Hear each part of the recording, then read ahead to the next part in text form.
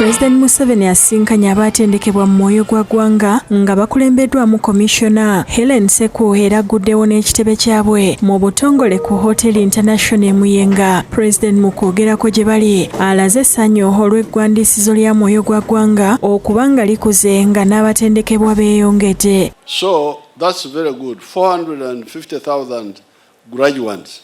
Ekyo kirungi nnyo.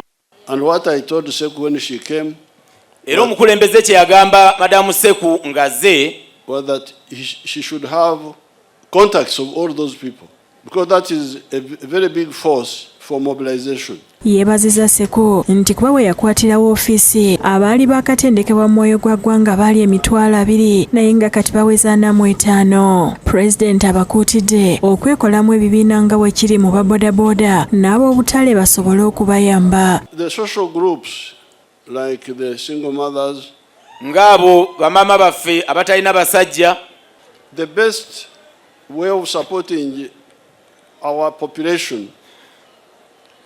Omukulembeze abagamba nti engeri ennungi esingayo ey'okuyamba abantu baffe is either geography based.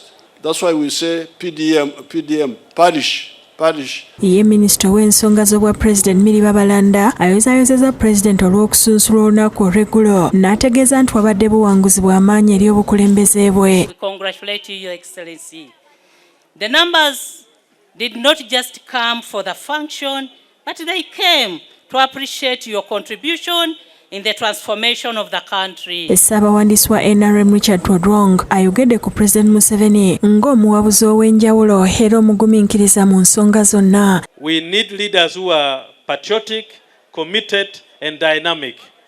We need leaders who understand their environment. Seku yeebaziza Pulezidenti olw'obuwagizi bw'azaabawa mu kutendekebwa n'okukunga obuwagizi. Yeebaziza abazze babangula abantu mu mwoyo ggwanga ne First Lady Janet Museveni ng'ayita mu Minisitule y'ebyenjigiriza mu kusomesa mwoyo ggwanga.